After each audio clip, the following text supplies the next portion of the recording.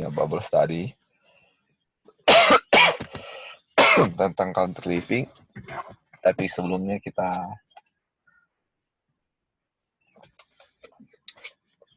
memulai dengan doa ya. Oke, baik, kita sama-sama berdoa.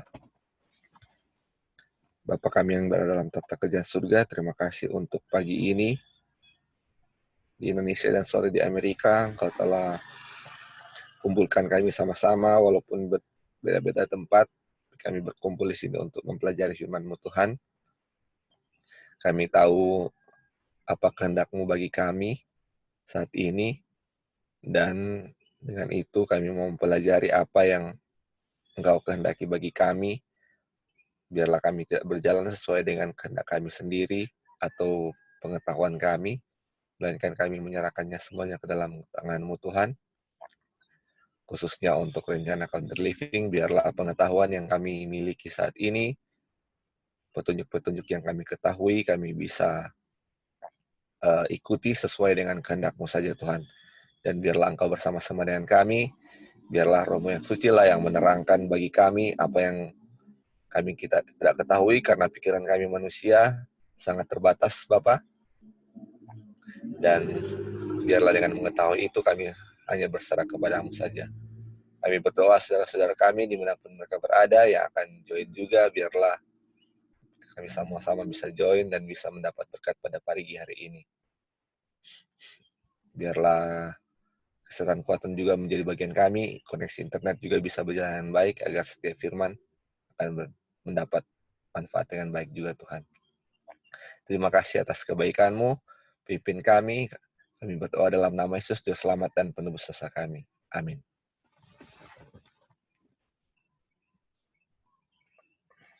Oke.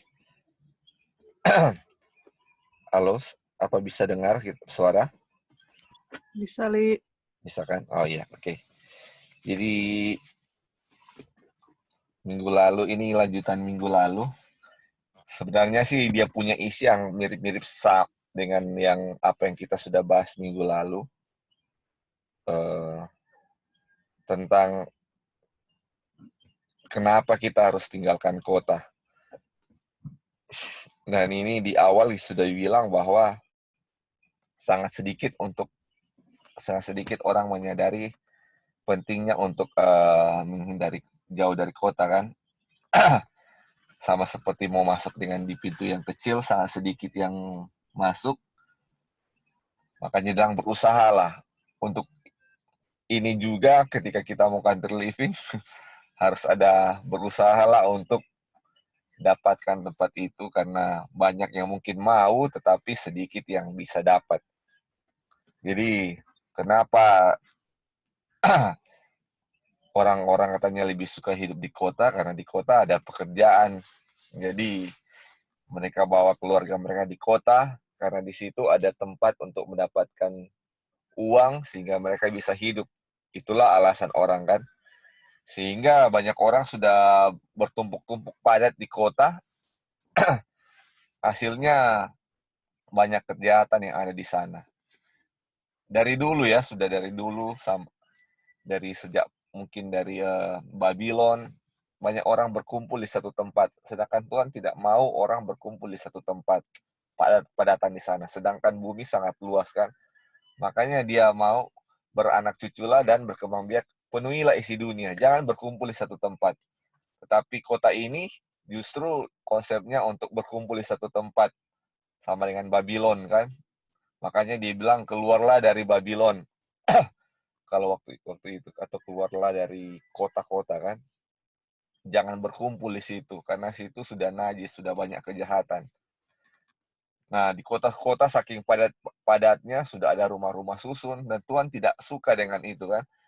Dia mau supaya ada jarak space antara tempat tinggal. Salah satu juga karena apa? Alasan kesehatan, ketenangan. Nah, itulah Tuhan mau bagi kita kan. Jadi dia mau supaya di country kita bisa dapat makanan kita sendiri, semua yang intinya untuk kesehatan kita, semua untuk kebaikan kita.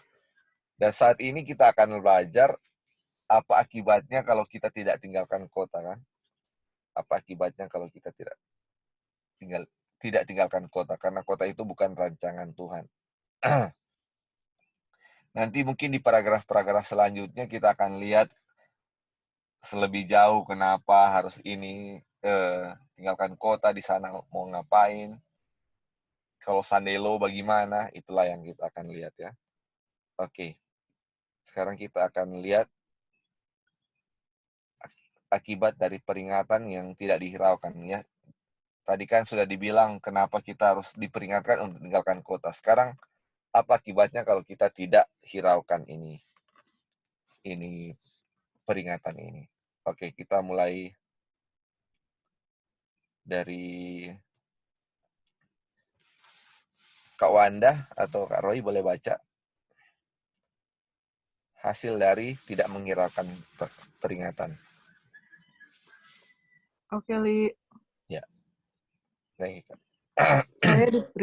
Saya diperintahkan untuk menyatakan pekabaran bahwa kota-kota penuh dengan pelanggaran dan orang berdosa secara ekstrim akan dihancurkan oleh gempa bumi, oleh api, oleh banjir.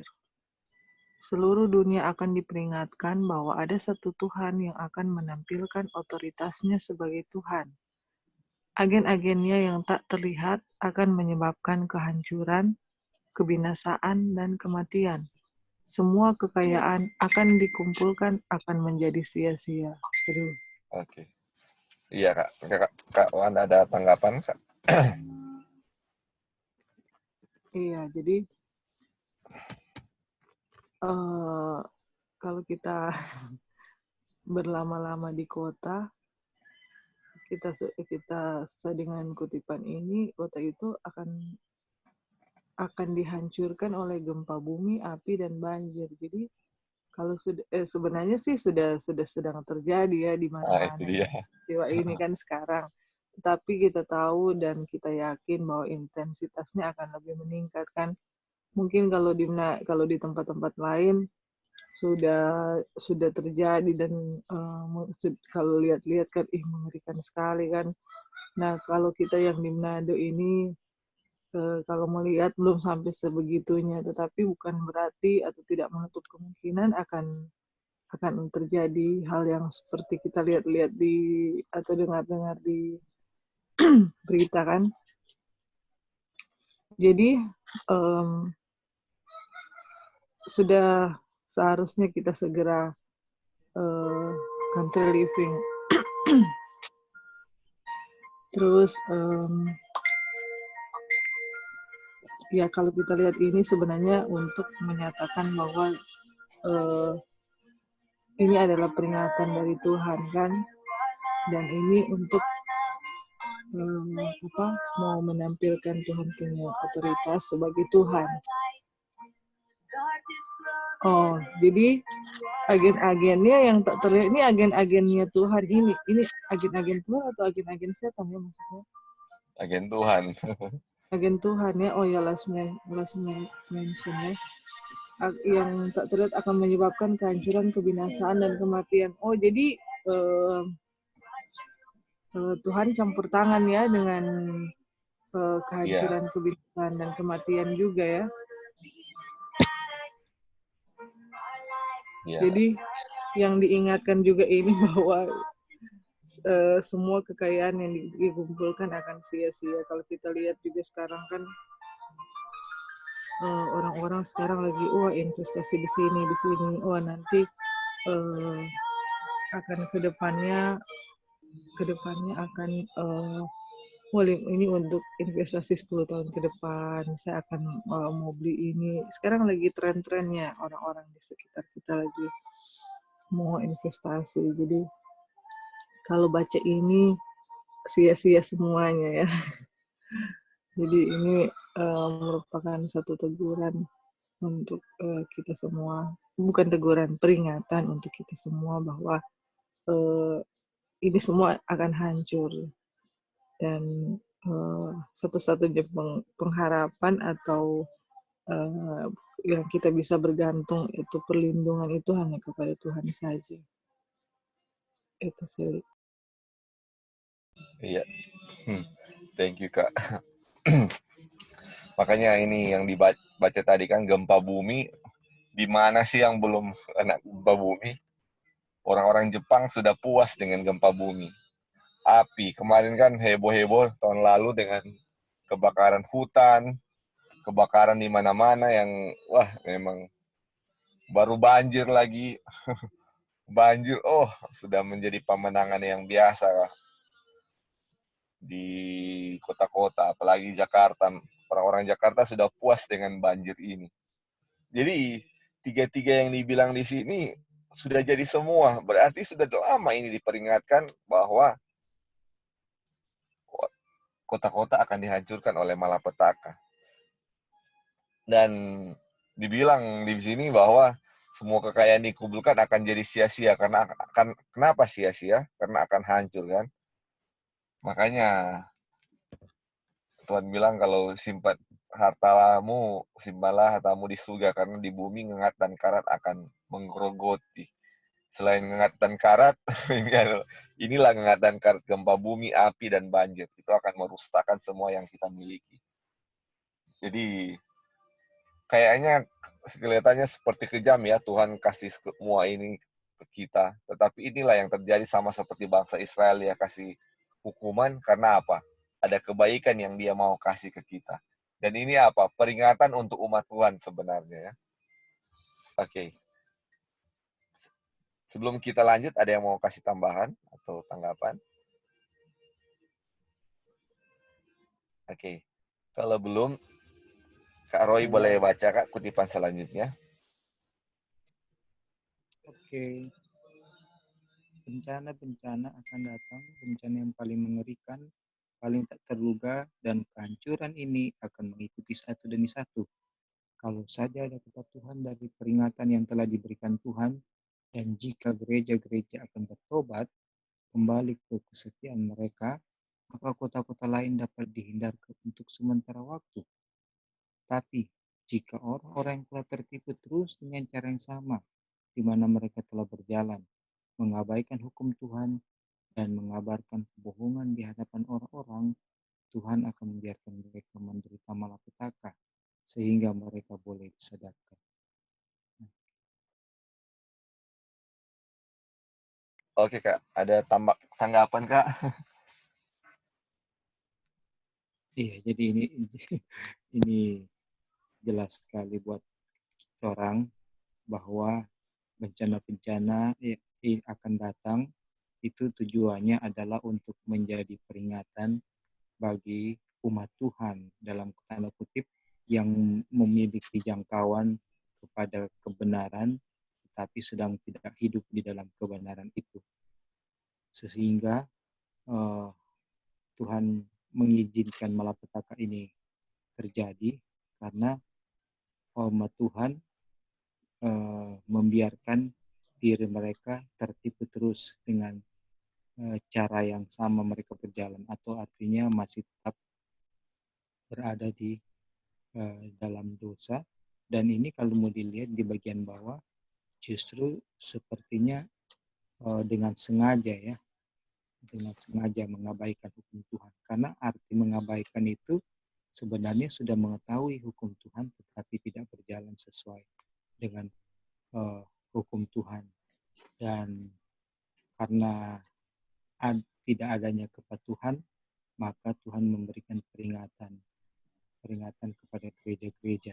Artinya gereja-gereja itu kan peringatan kepada gereja ya tadi itu. Gereja itu sebenarnya adalah mau menjadi biji mata Tuhan, karena segala sumber daya upaya sudah Tuhan usahakan untuk mereka bisa mengenal Tuhan, mengenal hukumnya, dan bisa tinggalkan kejahatan. Tetapi mereka tidak kembali kepada kesetiaan, sehingga kota-kota yang lain juga ikut juga mengalami bencana. Jadi di sini nyata bahwa bencana-bencana yang akan terjadi dan sudah sedang terjadi itu adalah Tuhan izinkan dan itu adalah untuk kebaikan umat Tuhan. Tetapi dengan membaca ini, kita jadinya harusnya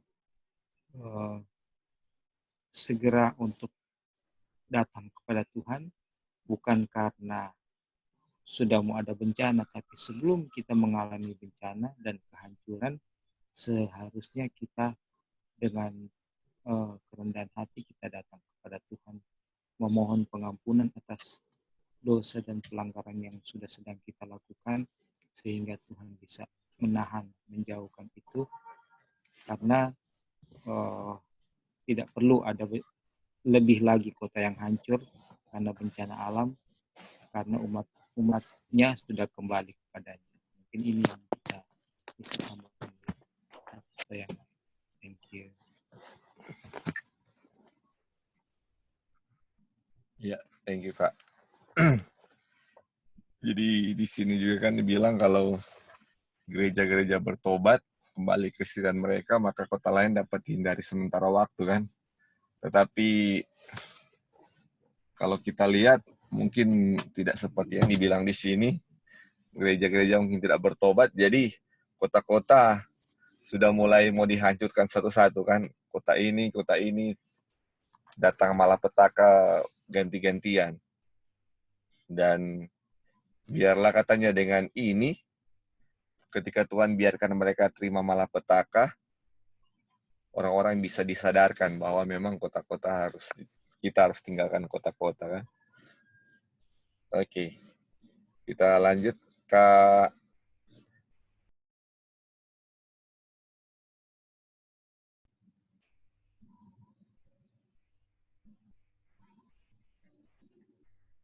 Kak Dolphin boleh baca kutipan selanjutnya? Bisa dengar kira-kira? Bisa Iya. lihat. Oke, bro. Tuhan tidak akan tiba-tiba menghancurkan semua pelanggar atau menghancurkan seluruh bangsa. Tetapi Dia akan menghukum kota-kota dan tempat-tempat di mana manusia menyerahkan diri mereka sendiri kepada agen-agen setan. Secara keras kota-kota di berbagai bangsa akan diperingatkan. Tetapi kepada mereka tidak akan ditimpakan kemarahan Tuhan yang ekstrim, karena beberapa jiwa akan dapat melepaskan diri dari tipuan musuh dan akan bertobat dan berubah, sementara banyak orang akan bersiap menghadapi hari kemurkaan. Ada tanggapan, Kak? Ada Iya. cuma sampai situ ya. Iya. Oh, kalau sesuai kutipan ini benar-benar peringatan ya. Tuhan tidak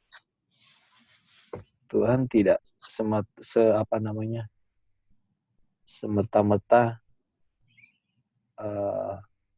menghukum kota itu, juga menghukum manusia di dalamnya. Tetapi dengan kota yang menghadapi bala bencana, itu membuat di sini akan ada orang-orang yang bertobat dan berubah. Jadi memang tanda kutip ini adalah peringatan Tuhan. Jadi yang seperti tadi Wanda bilang, hal-hal yang duniawi lah, yang pada akhirnya akan sia-sia, itu harus sudah menjadi pertimbangan kita semua, agar yang istilahnya tidak penting-penting tidak usah lah, ya kan? Nah, kalau kita kembali ke kutipan tadi, sebagaimana bangsa Israel banyak kali Tuhan kasih kesempatan, ini pun adalah satu kesempatan buat kita yang hidup di zaman sekarang.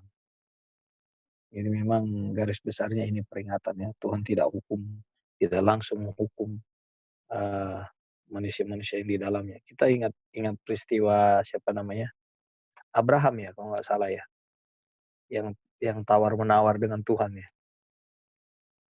Iya, Kak. Iya. Nah, ini sama halnya. Jadi dalam satu kota Tidak semua ada penjahat di dalamnya. Tidak semua jahat gitu. Tapi ada umat-umat Tuhan. Oke, bro. Iya, betul sekali, Kak. Dan umat Tuhan yang di Abraham itu cuma satu-satunya Lot kan. Tapi umat Tuhan itu pun enggan untuk tinggalkan kota kan. Makanya harus dipaksa ditarik. Wah, kurang baik apalagi Tuhan.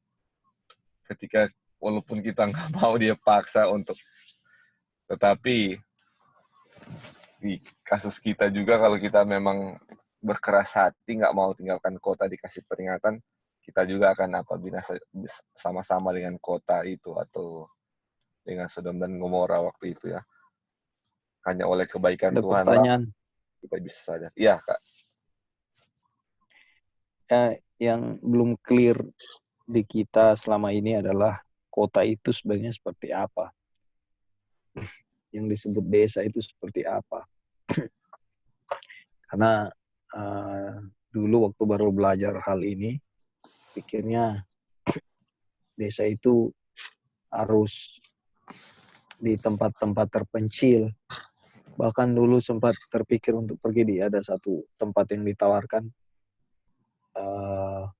akses jalannya aja mau ke sana jalan kaki.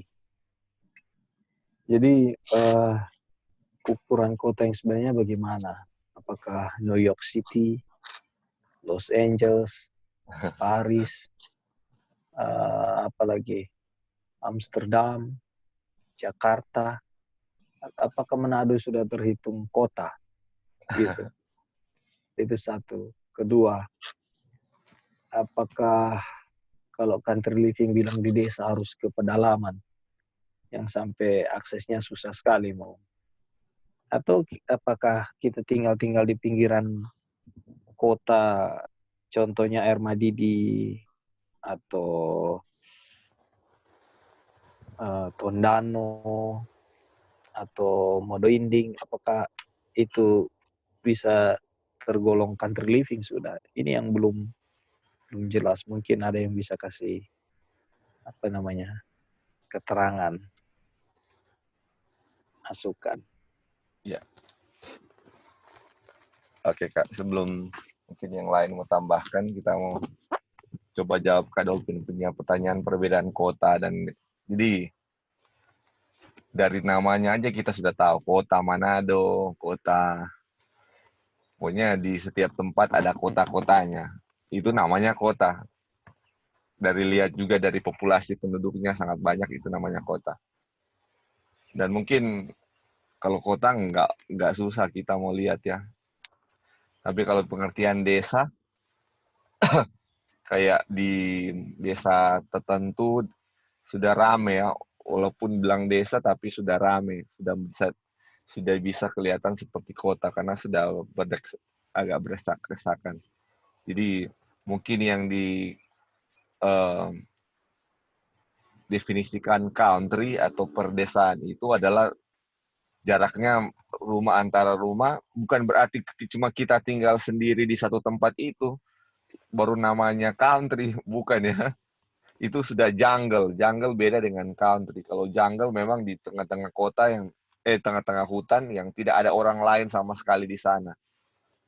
Makanya dulu sempat sering ini kan dibilang waktu Ellen White bilang country sini kata pedesaan sudah berapa puluh tahun yang lalu. Sekarang country itu kata kali zaman Ellen White hutan, apalagi kalau sekarang tuh orang kata mesti di hutan lagi. Itu pengertian 1-2 orang, tapi bukan seperti itu ya. Country itu bukan jungle ya. Country itu suatu tempat yang memang jauh dari kota, yang bukan berarti nggak ada orang. Mungkin ada orang 1-2 orang tapi tidak padat. Jadi mungkin jarak antara rumah satu dengan yang lain agak berjauhan ya. Jadi selain itu satu syaratnya ada tempat untuk kita bercocok tanam. Kalau di kota kita nggak ada tempat lagi karena lahan sudah habis. Mana ada lahan-lahan luas lagi di kota yang terbengkalai, yang nggak dikelola, nggak ada kan? Sudah rata-rata setiap tanah sudah ada rumah-rumahnya. Kalau di pedesaan atau tempat-tempat yang dibilang sini, itu ada apa? Ada tempat untuk kita bercocok tanam. Bukan hutan ya, bukan hutan. Dan kembali lagi tujuan kita country living bukan selfish ya. Ketika kita mau country living, kita mau cari suatu tempat peristirahatan dan terbebas dari semua orang, dan tugas kita sudah nggak ada lagi, cuman mau hidupi diri kita sendiri. Tetapi berulang kali dibilang country living itu enaknya seperti Henok, tinggalnya di situ, tetapi dia bekerja di kota untuk mengabarkan Injil kan.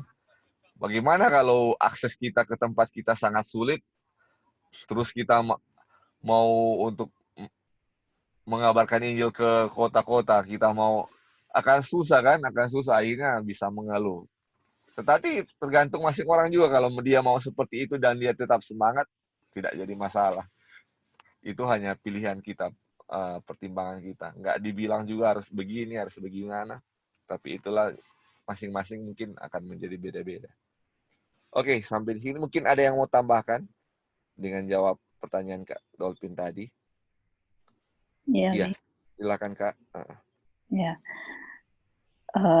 mulai 2009 ini pengalamannya. Mulai 2009 kita udah bisa pulang dari sini ke Tondano. Biasa kan dari airport itu panas ke Manado.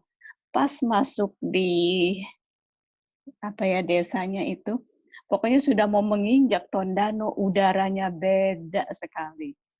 Dari panas ke sejuk, terus sudah kecium ini dedaunan, ini Tondano banget.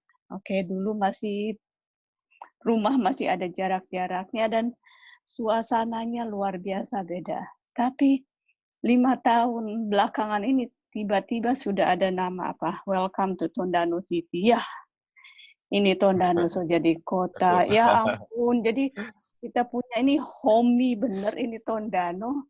Sudah hilang karena sudah dibilang city, terus sudah ada KFC, sudah ada Indomart, ini semua yang memang kota sudah pindah ke Tondano. Luar biasa, ini hilang, sedih. Tapi ya itu maksud hati, oke, nanti mau country living masih ada Tondano, masih bisa lihat sawah, udara masih sejuk. Tapi udah karena sudah ini terlalu padat dan semua yang modern sudah masuk, sudah panas. Nah, itu dia. Jadi memang mendesak kita juga untuk keluar. Sudah bukan lagi tempat yang nyaman untuk kita. Dan tadi dibilang kan perbedaannya ya, kota yang mana kategorinya, ya tadi sudah bilang, dan ini memang pengalaman luar biasa di Tondano, no longer yang kita sebut bisa tempat untuk kita tinggal lagi, sudah jadi kota. Dan iya, karena sudah tidak ada lahan dan kan poinnya kan jual beli ya, Revelation 13:17. Kalau sudah tidak ada lahan, berarti kita otomatis sudah harus beli. Sudah harus ya pakai modernized itu, yang sekarang sudah pakai kasir. Dulu kan masih pasar tradisional, masih bisa barter istilahnya, masih ada cash. Nanti akan cashless, nggak bawa uang lagi, sudah pakai kartu semua, artinya harus terikat dengan bank. Sekarang ya kita enak sekali ini, nggak usah bawa, nggak takut dicuri, walaupun dicuri kartu ATM. Dan tinggal telepon bank aja, oke, cancel atau block ini, saya hilang atau orang curi. Tapi itu kenyamanan kita yang akhirnya sudah nggak ada lagi, dan we're no longer akan udah nggak betah di situ, sudah tersiksa dan sudah bukan kita punya tempat lagi. Terlebih ini pelajaran memang luar biasa ya. Memang akan hancur ini semua. Untuk menyimpan duit juga no longer. Nanti kita udah mau pikirin masa depan, anak cucu. Sudah nggak lagi. Karena semuanya akan diambil dari kita dan semua musnah. Ketergantungan kita sama Tuhan saja. Oke. Dan terima kasih, ini pelajaran. Oke, kalau baca dengan diskusi begini luar biasa, sangat bermanfaat. karena kita masing-masing memberikan pertanyaan, tanggapan, dan juga masukan di sini. Thank you, Li. Thank you, Kak Iya. Dolphin, pertanyaannya ya. Oke, thank you. Iya, thank you Kak. Betul sekali ya. Terima kasih Kak Gladys. Mungkin ada yang lain mau tambahkan? Iya, Li. Jadi, Iya, oh ya, Silakan, Kak. Silakan. enggak Joy, cuma mau bilang kita udah dapat gambaran sih. Jadi sebenarnya kalau desa juga yang contohnya Maitope Desa Alim di Pakure, itu kan ada Pakure 1 sampai Pakure 3. Itu penduduk situ banyak sekali. Jadi ya ada yang sesama tetangga berkelahi, berantem, baru setiap hari pasti ada pesta-pesta nikah, ada pesta apa saja lah, lalu musik dan segala macam itu kuat sekali. Jadi itu pun walaupun desa sebenarnya sudah suasana kota ya. Nah, kira-kira itu. Silakan Joy.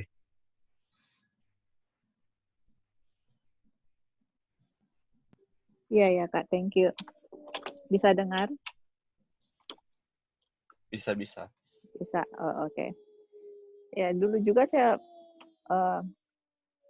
sempat berpikir begitu ya, di mana kalau definisi kota, kalau kita sih bisa tahu, dan apa itu kota, rumahnya udah bersusun-susun, udah banyak mobil, polusi, dan segala macam kalau kita lihat itu definisi kota. Tapi untuk pergi ke country, itu bagaimana dia punya requirement-nya ya. Jadi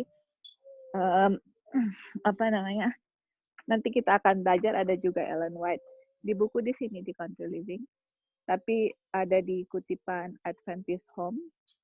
Saya nggak tahu apa diambil dari Country Living atau di mana. Jadi dibilang orang tua ini di Adventist Home ya, pergi ke, harus ada rumah, walaupun rumah kecil di country atau di pedesaan, di mana itu tanah kita bisa olah, di mana kita bisa tanam buah-buah, sayur-sayuran, buah-buah yang kecil-kecil, dan di mana tempat anak-anak tidak dikelilingi oleh korupsi, pengaruh-pengaruh korupsi yang dari kehidupan kota. Jadi itu dia punya persyaratan. Jadi anak-anak tidak terpengaruh oleh korupsi dari kota. Terus tanahnya itu bisa kita gunakan untuk menanam. Nah, dan itu jauh dari polusi kayak gitu ya. Jadi orang bisa lihat lah, apakah ini tanah ini saya bisa tanam sayur, buah-buah, apakah tempat yang saya pilih ini jauh dari rumah-rumah yang berdesak-desakan, jauh dari polusi. Walaupun kayak di kampung, terus kayak misalnya di ujung kampung yang penduduknya tidak berdesak-desakan, kita bisa tanam, dan pengaruh korupsi dari kota itu tidak akan terpengaruh kehidupan kita atau anak-anak kita. Nah, disitulah disitulah kita bisa datang untuk pergi country living-nya. Jadi kayak tadi Kak Edi sudah bahas, Lali sudah bahas, tapi ini yang Ellen White bilang ya, dan ada juga di Adventist Home yang dia punya judul The Family and the City, chapter 20. Mungkin kalian juga bisa baca di situ, itu juga petunjuk untuk country living gitu loh. Jadi pas kita baca-baca, kita udah tahu di mana kira-kira bisa apa yang requirement yang Tuhan minta untuk bisa pergi di country, tempat yang kayak bagaimana gitu. Jadi kita nggak hanya ikut-ikut orang, harus di tengah-tengah hutan yang nggak ada tempat untuk jalannya ke situ, harus memang secluded atau bagaimana. Kita harus ikut petunjuk Tuhan yang mana itu sebenarnya untuk country living kayak gitu. Oke, thank you. Iya, thank you. Betul ya. Oke, kita lanjut ya. Kalau tidak ada tambahan lagi. Halo Li, Eh, oh ya, boleh coba. silakan. Ya, silakan Kak Roy. Iya. Cuma sedikit aja. Ini cuma nanti kan Tora akan belajar lebih jauh dan kita juga menunggu itu. Nanti kan Joy bilang nanti ada juga topiknya. Tapi kalau untuk yang kita pikirkan saat ini adalah dari pribadi yang nanti akan sama-sama terang ini adalah kalaupun orang dapat yang misalnya yang agak sedikit tapi tidak jauh sekali, agak sedikit jauh, tapi accessible ya oleh kendaraan, bisa sudah tersedia atau bisa orang usahakan, itu fine. Karena intinya adalah orang dapat suasana hutan, suasana kebun, dan accessible supaya mobilitas tidak terganggu untuk pelayanan. Nah, itu satu.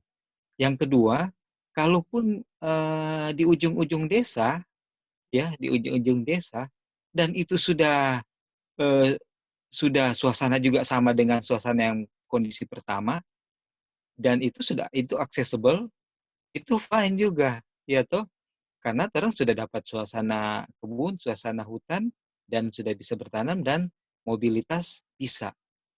Nah, orang juga ambil di ujung kampung, nggak jauh-jauh amat, tapi memang di titik itu nggak accessible oleh kendaraan, dan nggak ada air atau apa, ya itu juga susah. Nah, jadi Iya, kalau menurut kita, dia punya poin adalah orang itu accessible oleh kendaraan, memang sudah siap, atau kalaupun mau diusahakan orang mampu, dan apakah itu di ujung kampung atau agak sedikit juga jauh dari kampung, yang penting dia accessible oleh kendaraan, suasananya sudah sama, karena dua-dua ini kan sama juga suasana kan, di ujung kampung juga suasana sudah ini dan sudah suasana yang cocok lah ya, dan kayak Dolphin bilang tadi, Bro Dolphin bilang bahwa itu suara-suara musik dan lain-lain sudah tidak kedengaran di situ. Nah, itu sudah fine juga gitu. Karena ada juga cuman di ujung kampung tapi tidak accessible. Ya sama juga. Orang sudah ada situ mau ke situ juga susah. Begitu dia punya titik itu, dan kemudian air juga tidak ada. Nah, nanti kriteria yang lain banyak. Yang penting kalau kita lihat adalah suasana kebun sudah ada, dan ada air, dan itu accessible, dan ya itu accessible. ya itu. Ya, Oke, itu thank you Kak. Ya, ya, silakan Kak.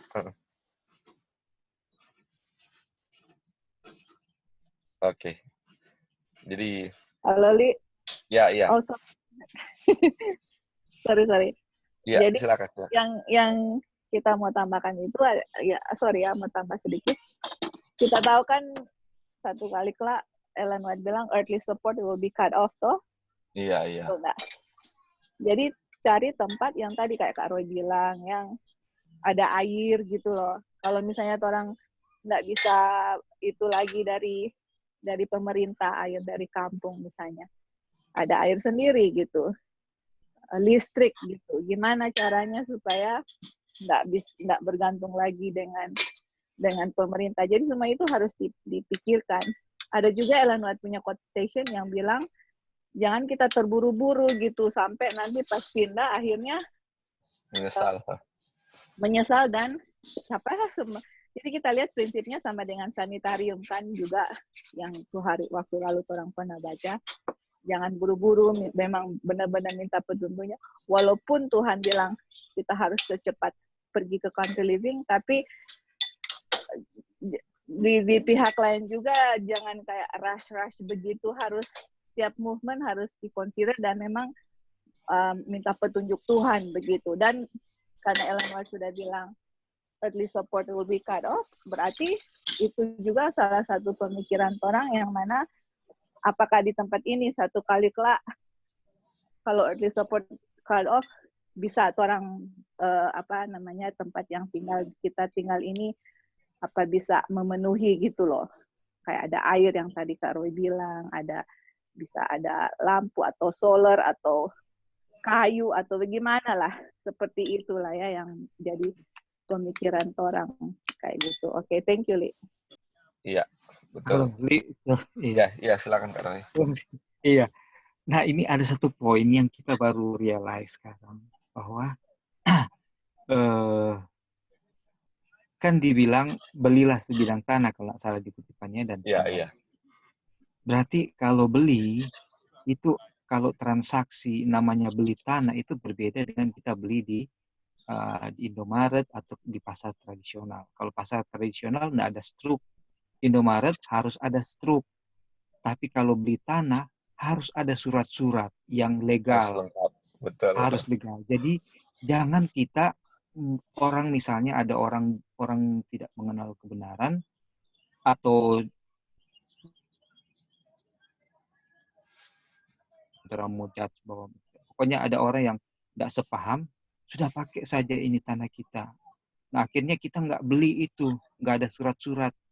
Nah, any circumstances bisa terjadi in the future, sehingga orang punya posisi di tempat itu bisa digoyang oleh orang-orang atau orang-orang dunia atau apapun, sehingga orang bisa akhirnya orang sudah nggak bisa tinggal di situ karena tiba-tiba yang bersangkutan berubah pikiran, dia sudah nggak suka kita lagi, kelihatan terlalu fanatik, akhirnya dia udah nggak mau kita tinggal di tanahnya, atau yang bersangkutan meninggal, terus anak-anaknya nggak sepikiran yang dia, akhirnya mau keluarin kita dari situ. Nah, ini harus kita perhatikan, karena kutipan bilang kalau memang demikian kita perlu lihat lagi, kalau memang ini sesuai bilang beli, berarti kita harus beli sesuai dengan legalitasnya, supaya kedepannya kalau sudah saatnya untuk ini apa tadi Joy bilang itu early support cut off, paling enggak untuk mereka mau pindahkan kita atau mau korek-korek kita dari tempat itu,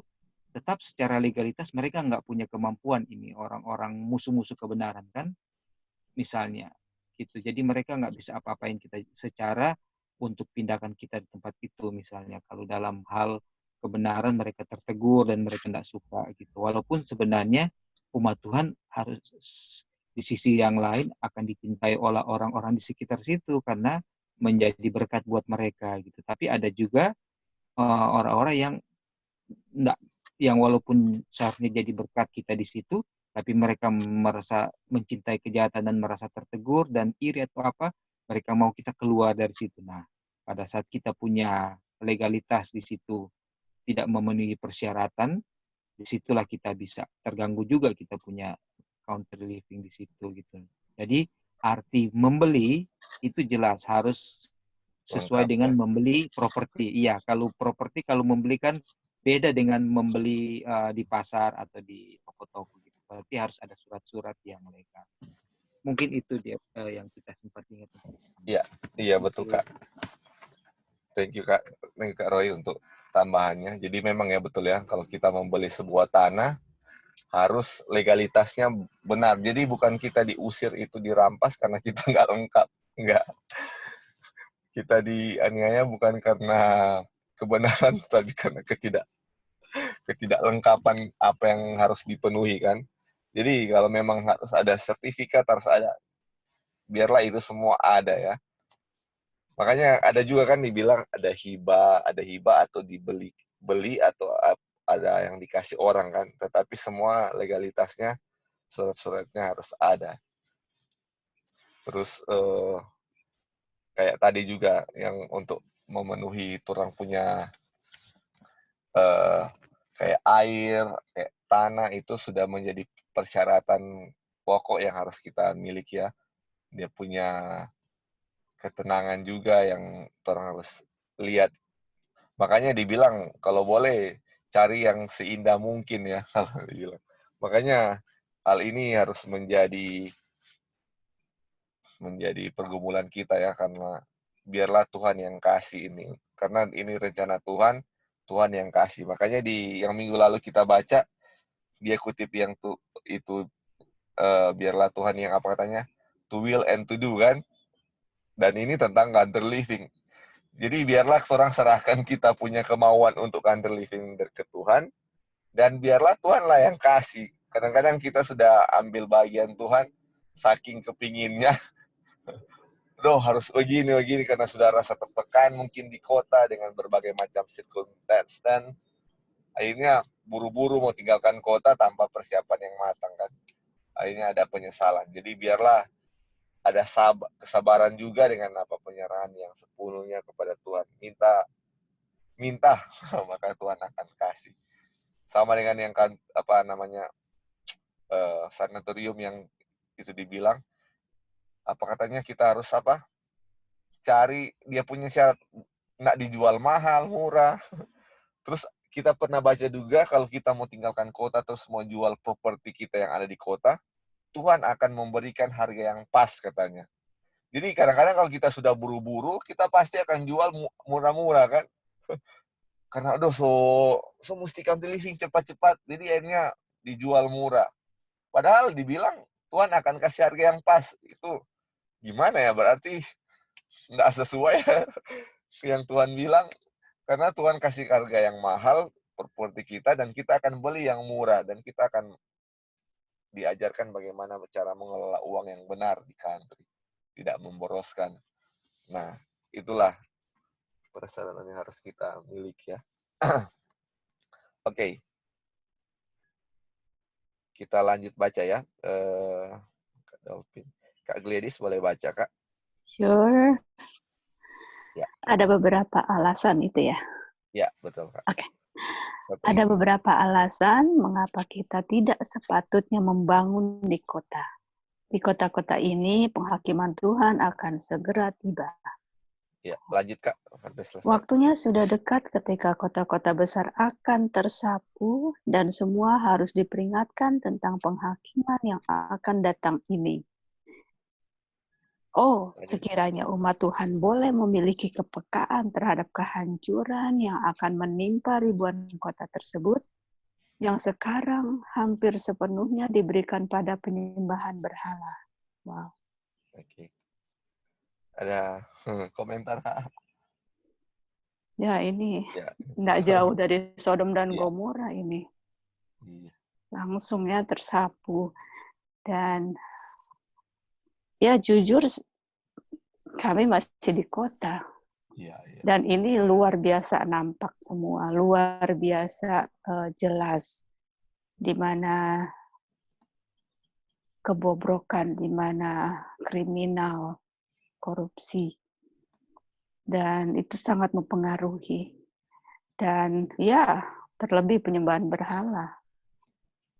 Tapi bukan berarti penyembahan berhala, patung-patung, nggak usah jauh-jauh nih, kita idol sesuatu melebihi barang yang kita sayang, melebihi dari orang punya cinta kepada Yesus, itu sudah termasuk berhala. Ya ini gadget, waktu yang kita buang dengan hal-hal yang bukan untuk mempelajari firman Tuhan, itu pun termasuk berhala. Oke. Sekiranya umat Tuhan memiliki kepekaan. Ya, itu dia. Kepekaan yang terjadi di orang berada di kota. Karena udah bising, jadi untuk membiarkan Roh Suci berbicara itu karena terlalu banyak kesibukan, aktivitas. Dari bangun pagi, ya berdoa penunggu pagi. Setelah itu, 5-10 menit, langsung rencana ini, rencana itu. Sampai matahari terbenam. Dan ya, semua tidur lagi. Begitu setiap hari. Itu dia. Yang Tuhan sebenarnya masih berbicara. Masih mau kumpulkan orang. Ayo, waktunya sudah dekat. Dan benar, ini penghakiman segera tiba. Karena yang dicari orang-orang yang memang humble dan memang memohon sama Tuhan, tapi belum ke situ. Dan susah sekali untuk di kota. Untuk itu ya Tuhan panggil keluar supaya ada waktu untuk berkomunion dengan Tuhan. Itu, terima kasih. Iya, betul sekali Kak. Thank you Kak.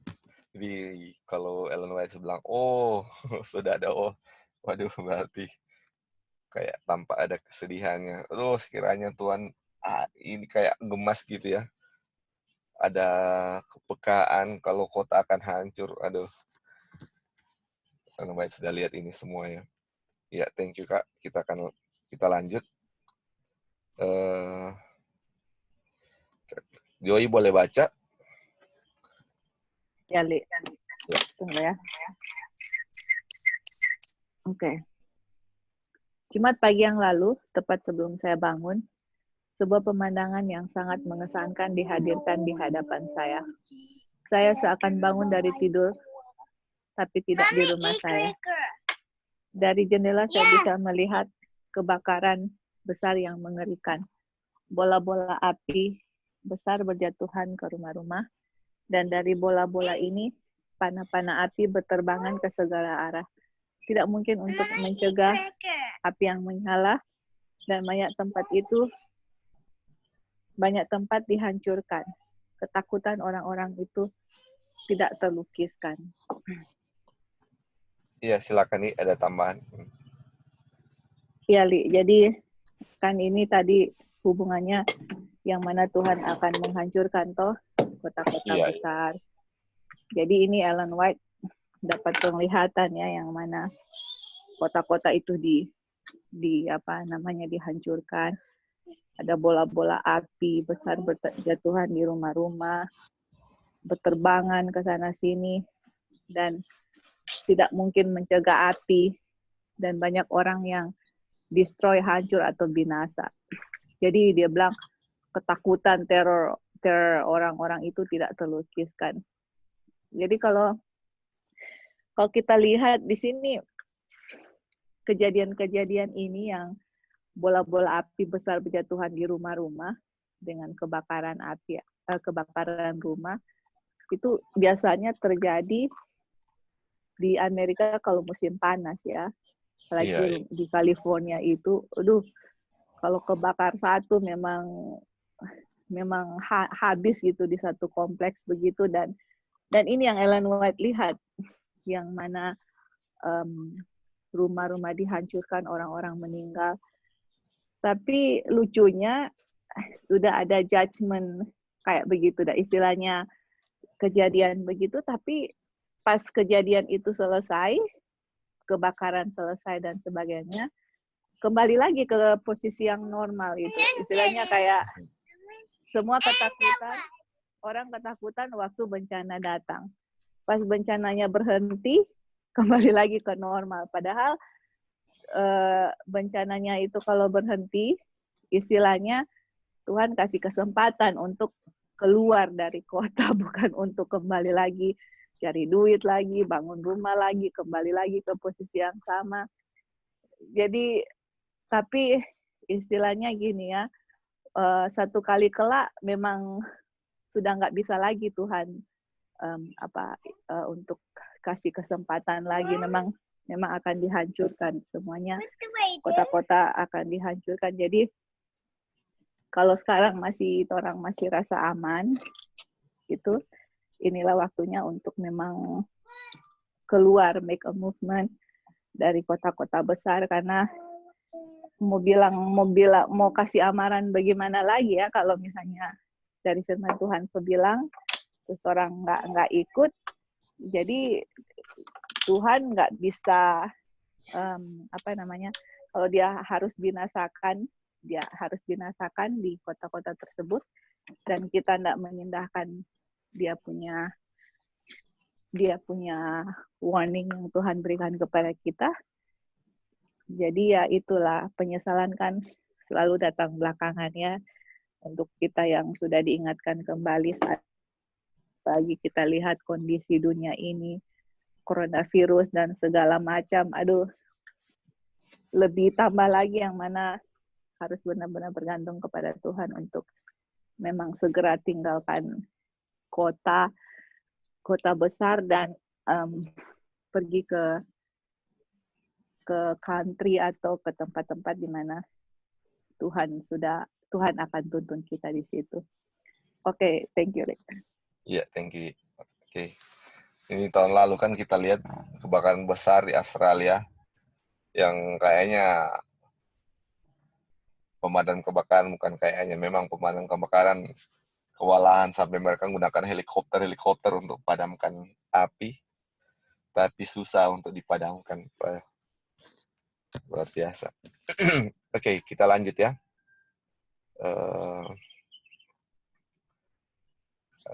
Joy. Boleh Kak Wanda ulang baca, Kak? Boleh, Li. Ya, silakan, Kak. Ketika berada di Loma Linda, California, 16 April 1906, di hadapan saya terlintas pemandangan yang sangat indah. Selama penglihatan malam itu, saya berdiri di atas sebuah bukit, di mana saya bisa melihat rumah-rumah terguncang seperti bulu ditiup angin. Bangunan besar dan kecil jatuh ke tanah. Resort-resort hiburan, teater, hotel, dan rumah-rumah orang kaya diguncang dan hancur. Banyak nyawa dihilangkan dari keberadaannya, dan udara dipenuhi dengan teriakan yang terluka dan ketakutan. Boleh lanjut, Kak? Oke. Malaikat penghancur Tuhan sedang bekerja. Satu sentuhan dan bangunan yang dibangun dengan sangat teliti, sehingga manusia menganggapnya aman dari segala bahaya, dengan cepat menjadi tumpukan sampah. Tidak ada jaminan keselamatan di tempat manapun. Saya tidak merasa sedang ada bahaya khusus, tetapi mengerikannya pemandangan yang berlalu di hadapan saya. Saya tidak dapat menemukan kata-kata untuk diuraikan, seakan kesabaran Tuhan telah habis dan bahwa hari penghakiman telah tiba. Wow. Ya, Kak, ada komentar, Kak? Silakan. Ya, jadi kalau kita lihat di sini,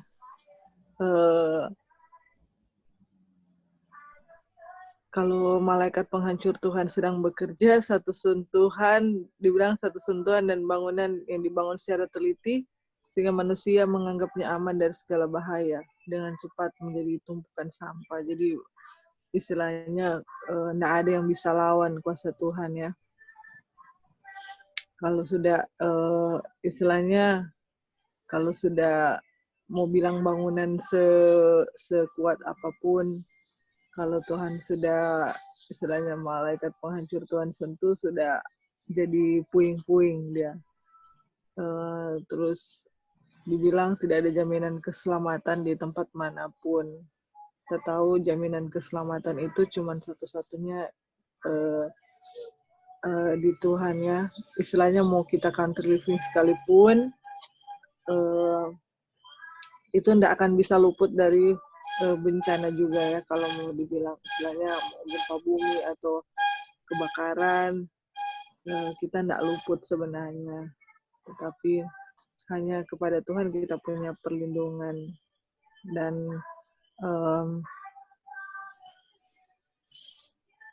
kalaupun kita tetap harus country living sesuai dengan perintah Tuhan, tetapi country living itu bukan menjamin bahwa kita sudah aman di situ, tapi perlindungan yang paling keselamatan yang paling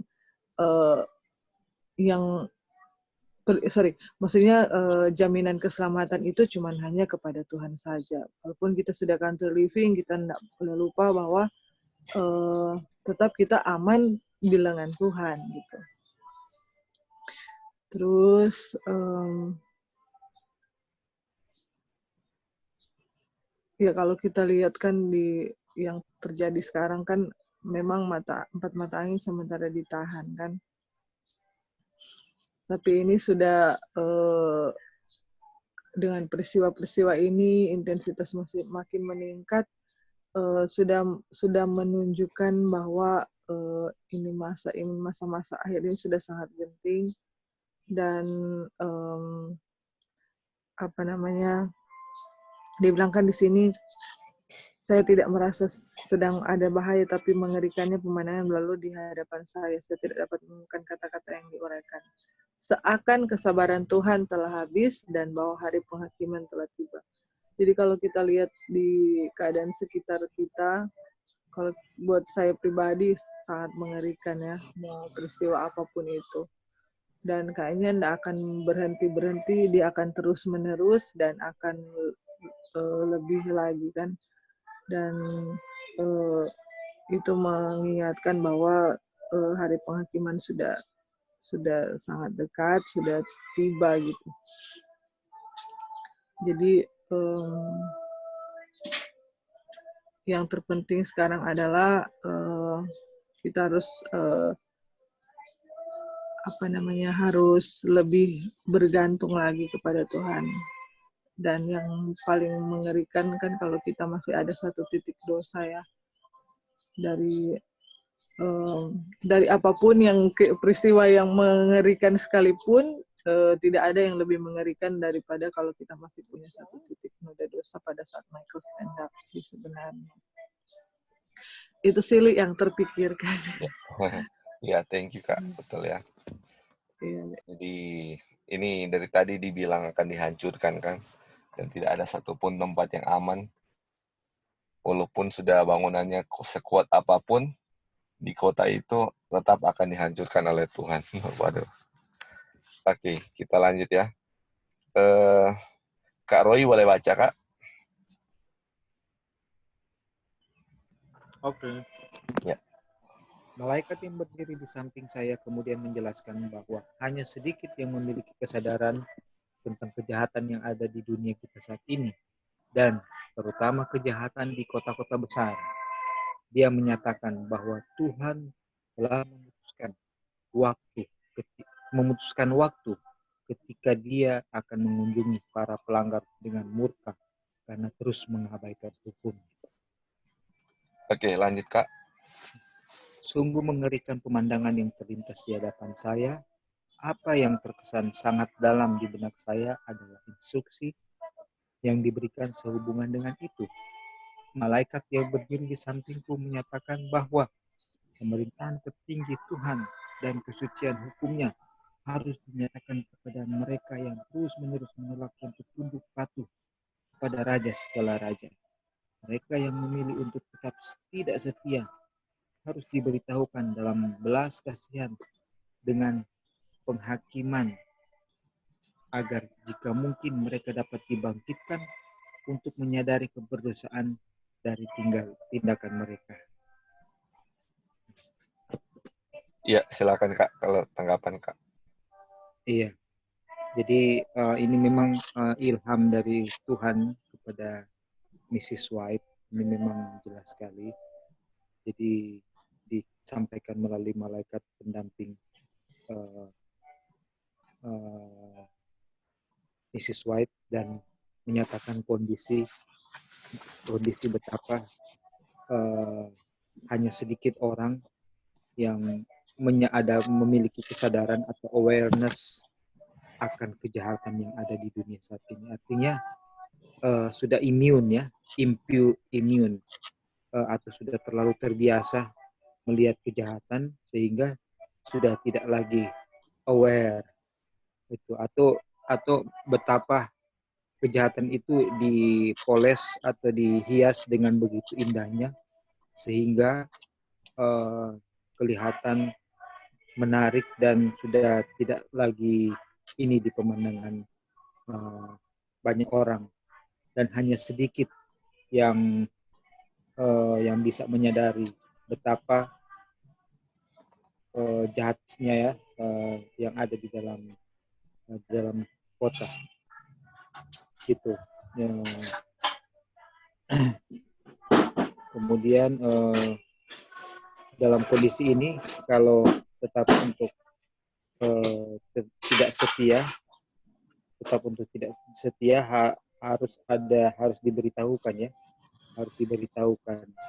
kepada kita ya, berarti kita harus memberitahukan kepada saudara-saudara kita dengan cara yaitu kita dengan penuh belas kasihan ya, dengan penuh belas kasihan kita kasih tahu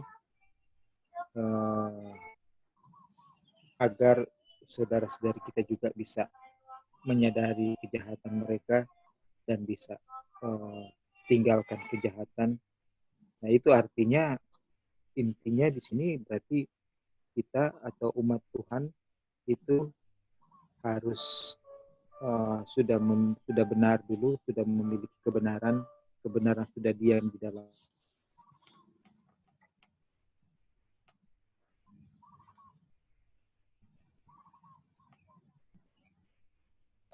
Kak Roy putus ya? Iya, nggak kedengarannya.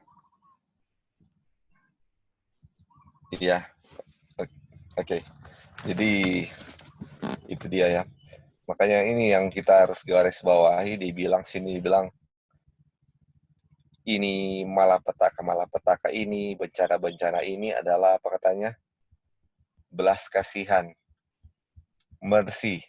Tapi ditujukan dengan judgment kan. Jadi dari sudut pandang mana kita pandang ini kan. Kalau kita lihat, waduh Tuhan itu kejam, sudah hancurkan ini. Tetapi kalau kita lihat dari pandang yang lain, bahwa Tuhan kasih ini adalah untuk peringatan bagi kita, supaya kita bisa sadar dan bisa selamat. Kan bukan cuma selamat hidup kita yang ini ya, yang kehidupan fana, tetapi hidup kekal kita bisa miliki.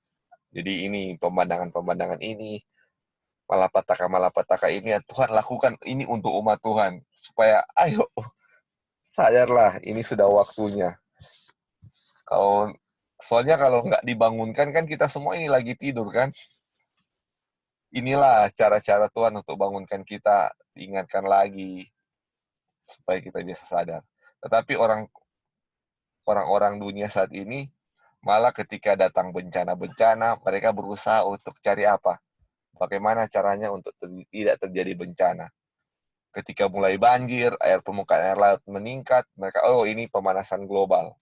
Mereka mencari cara bagaimana supaya tidak terjadi global warming lagi. Kalau mau lihat memang bagus ya, tetapi itu sebenarnya akan menjadi sia-sia karena ini adalah peringatan Tuhan untuk tinggalkan kota. Ini adalah pekerjaan Tuhan. Jadi kalau kita nggak tahu juga sama dengan orang dunia, kita akan ya mengikuti apa yang mereka rencanakan. Tidak salah untuk menjaga lingkungan bagus, tapi tujuannya bukan itu ya. Bukan untuk melawan apa yang Tuhan sudah bilang. Tetapi justru dengan ini kita disadarkan. Oke, mungkin ada tambahan dari teman-teman. Kita akan baca satu lagi kutipan dan sudah selesai. Oke, habis Kak Roy. Kak Dolphin bisa baca Kak yang terakhir?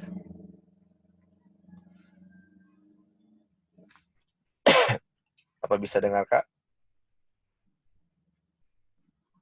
Oke. Mungkin Kak Dolphin belum. Joy boleh baca yang terakhir? Apa Ya, Li. bisa dengar? Ya, silakan. Ya. Selaras dengan terang yang diberikan kepada saya mendesak orang-orang untuk keluar dari pusat populasi yang besar. Kota-kota kita meningkat dalam kejahatan dan semakin menjadi bukti nyata bagi mereka yang tertinggal di dalamnya bahwa mereka melakukannya dengan resiko keselamatan jiwa mereka sendiri. Oke. Iya, silakan nih kalau tanggapan. Ya ini kayak repetition lagi ya, Li. Kalau Ellen White sudah repeat terus, mau apa namanya ya, mau apa lagi dan istilahnya kalau orang nak tinggalkan dengan segala warning dan semua alasan yang kita sudah baca, ya Tuhan nggak bisa spare, nggak bisa spare itu, nggak bisa lindungi dan jaga kalau kita rebel kepada dia punya komen kan. Iya, Itu dia. betul. Jadi sudah diulang-ulang, kota begini, pengaruhnya begini, akan dibinasakan. Tapi kalau kita nggak dengar, ya bagaimana ya? Jangan seperti kayak gini ya, Adam dan Hawa. Merasa begitu besar akan kasih Tuhan kepada mereka, sehingga kalau mau makan buah, masa Tuhan sih mau hukum orang kayak gitu ya? Masa sih Tuhan yang begitu kasih akan menghukum? Nah, sekarang mereka makan kan, akibatnya apa? Dikeluarkan dari Taman Eden, kita semua yang menderita juga akibat dari pelanggaran Adam dan Hawa. Nah, begitu juga dengan kita belajar, memang betul Tuhan itu penuh kasih, panjang sabar, tapi jangan kita take it for granted istilahnya. Sia-siakan dengan yang Tuhan sudah kasih, oh dia penuh cinta kok, dia akan gini-gini. Kalau kita sudah dengar amarannya, kita tidak menurut, tidak mau ikut, ya itu resikonya atau dia punya itu sudah di kita, udah bukan di Tuhan lagi seperti itu. Tapi kalau kita memang mau, Tuhan akan buka jalan. There's a will, there's a way, kan? Kayak gitu. Jadi ya inilah buat kita, saya rasa memang waktu yang tepat kita belajar ini untuk be awake lagi, kita punya sense yang mana walaupun di tempat kita sekarang mungkin masih aman, belum ada bencana yang sangat mengerikan, itu tandanya bahwa Tuhan lagi berikan kesempatan kita untuk escape, keluar dari city. Thank you. Iya, thank you. Jadi ini chapter 1 ini itu ya dibilang harus keluar dari kota. Kalau kita nggak keluar katanya, dengan apa katanya? Resiko keselamatan jiwa mereka, kali ini mereka sendiri, atau jiwa kita sendiri. Jadi keluar, kalau enggak resikonya ini.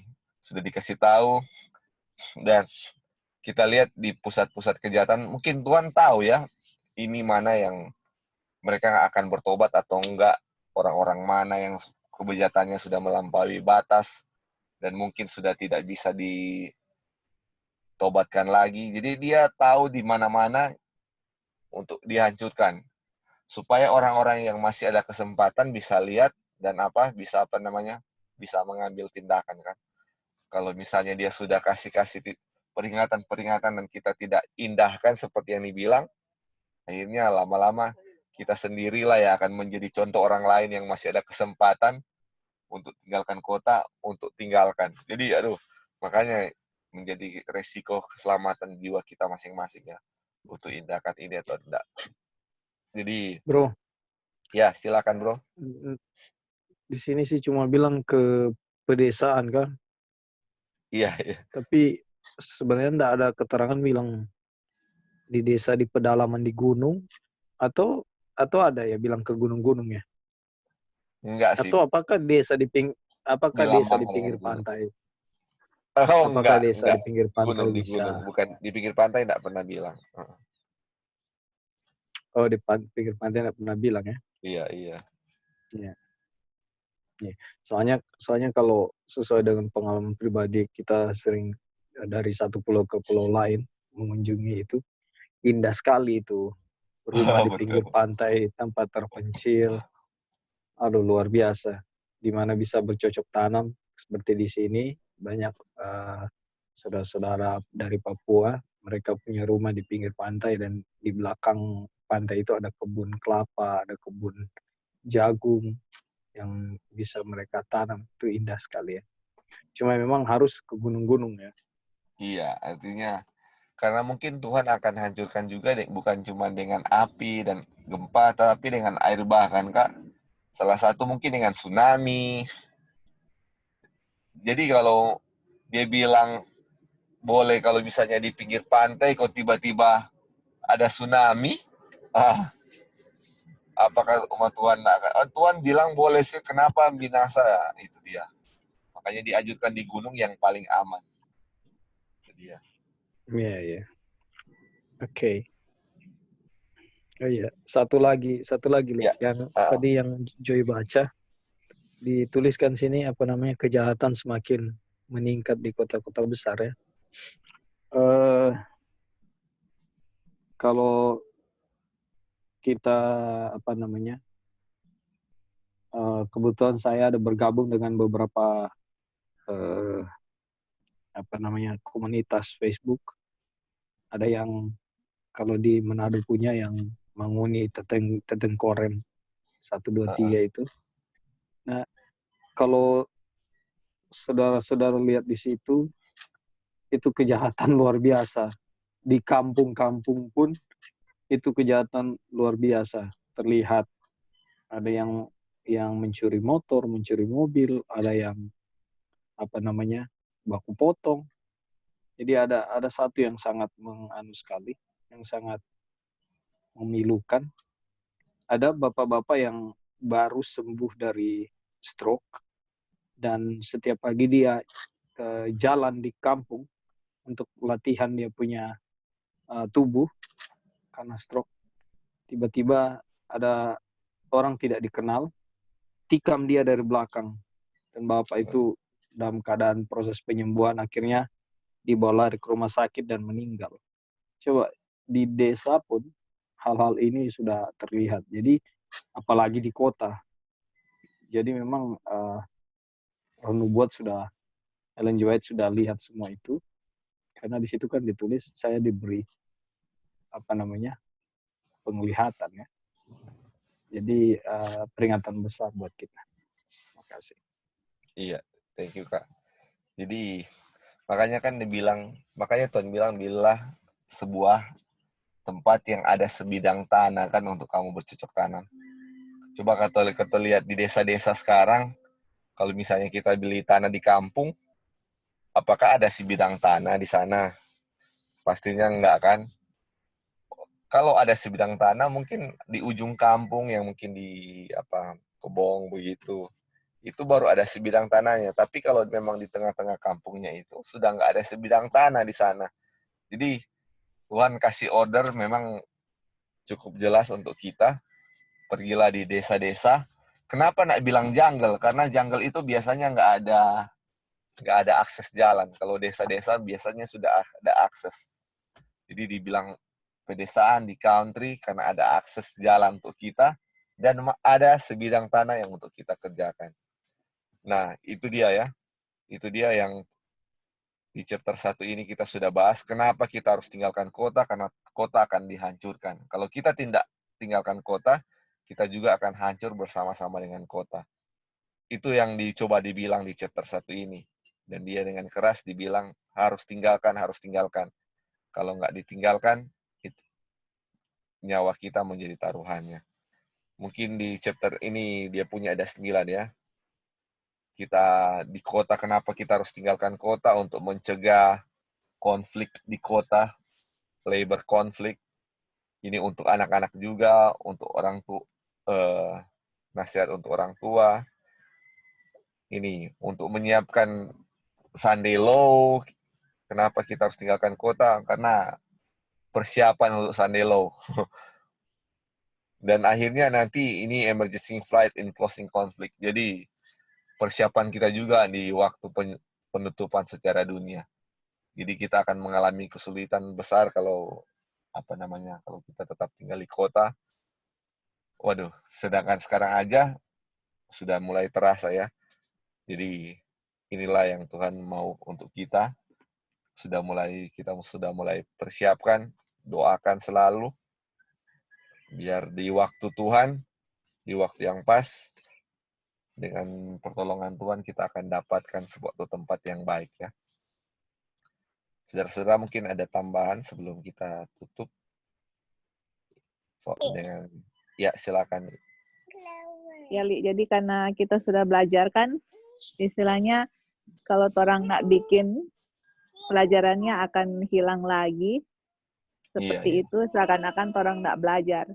Itu kita punya pengalaman pribadi ya, kalau ada terang sesuatu yang Tuhan sudah kasih, terus kalau nak dibikin right away, akan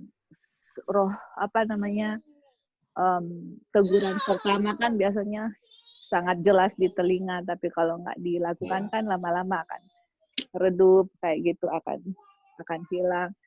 Jadi kalau gitu apa yang harus kita lakukan sekarang? Kita lakukan sekarang itu semua kita melangkah dengan iman ya, berdoa, lakukanlah apa yang kita bisa lakukan seperti itu, financial dan segala macam itu. Kalau buat kita berjalan dengan iman itu memang akan diperlukan, tapi kita harus yakin dan percaya Tuhan akan, kalau Tuhan bilang dan kita turut, Tuhan akan membuka jalan kan. Seperti bangsa Israel itu yang melewati sungai Jordan itu kan, mereka harus melangkah dulu baru sungai Jordannya itu terbelah dua. Jadi apa namanya, untuk kita semua ya, saya juga pribadi dan keluarga, kita benar-benar bawakan dalam doa dan start looking gitu, ask around, dan minta kalau itu bisa minta tanda dari Tuhan. Kalau kita lihat ya, banyak sekali yang kita dengar orang-orang yang kasih kesaksian di YouTube, yang mereka punya duit hanya, oke, Tuhan, saya hanya, ini kesaksian mereka, saya hanya punya uang segini, $1,000, $5,000. This is what I have, kayak gitu. Saya nggak tahu, istilahnya secara manusia impossible untuk mau beli tanah, mau untuk mau raise up, mau tanam apa. Tapi saya tahu petunjuk Tuhan harus begitu, tapi ini yang saya punya gitu. Nah, waktu mereka dedikasi apa yang mereka punya, dan mereka berdoa dan minta tanda sama Tuhan, Tuhan, ya hanya inilah, berarti akan ada orang yang akan jual dengan harga tanahnya harga segini gitu. Dan memang betul, istilahnya banyak kesaksian yang memang become real ya, dan ini bukan hanya orang Advent, orang-orang di luar juga kasih kesaksian yang sama, yang memang Tuhan buka jalan dengan uang apa adanya. Memang kalau mau pikir, it doesn't make sense, masa cuma segini mau minta Tuhan tanah segitu, berapa DP luas atau apa. Tapi memang betul, kayak Sarah, dia punya kandungan sudah mati, akhirnya apakah itu mustahil kalau Tuhan yang bilang ada kehidupan? Atau, saya punya duit hanya berapa juta, apakah itu mustahil kalau Tuhan bilang, kita mau kasih sama kamu, walaupun tanpa duit pun kalau saya kasih ke kamu, saya mau kasih, tapi kenapa harus ada duitnya misalnya? Ya itulah, Tuhan mau lihat betapa kita sungguh-sungguh usaha kita untuk membeli atau pergi ke country kayak gitu ya. Jadi ini come to practicality ya untuk kita semua, yang mana apapun yang kita ada, dengan kita punya usaha, kita udah simpan uangnya atau semua yang at least apalah yang kita punya, dan kita bilang, Tuhan, hanya ini yang saya punya, dan saya tahu memang it is impossible untuk dapat tanah yang untuk mau beli itu, tapi hanya ini, dan ini yang memang betul-betul ya, maksudnya jujur ini yang kita memang punya, saya serahkan sama Tuhan, saya akan berdoa, saya akan ada usaha untuk tanya orang, akan gini-gini, dan memang betul sungguh-sungguh, kita akan lihat Tuhan itu akan buka jalan di mana kita nggak pernah imagine, dan kita akan tahu, yakin, dan for sure, this is it, ini Tuhan yang kasih, walaupun impossible, tapi di mata Tuhan kalau dia sudah buka jalan. Nah, jadi ini prakteknya supaya jangan orang hanya belajar, akhirnya balik lagi, ya udah begitu-begitu lagi gitu loh. Maksudnya ini untuk encourage kita semua ya, saya bicara itu untuk encourage saya juga sendiri, untuk benar-benar take it serious apa yang Tuhan sudah bilang, walaupun pergi ke soar dulu, nggak apa-apa, yang penting do something, just do something, dan jalan dengan iman, Tuhan akan buka jalan sampai di country. Oke, thank you, Li. Iya, thank you untuk tambahannya. Betul sekali ya. Wah. Kita tetap bawakan dalam doa ini. Ini bukan seperti hal yang mudah, tetapi ini butuh ketekunan kita. Jadi tetap minta ke Tuhan. Mintalah, maka akan diberikan kepadamu. Oke, mungkin ada tambahan lagi dari teman-teman sebelum kita tutup.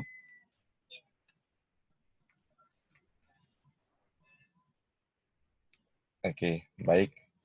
Kalau sudah tidak ada, nanti kita akan lanjutkan minggu depan dengan topik yang berbeda.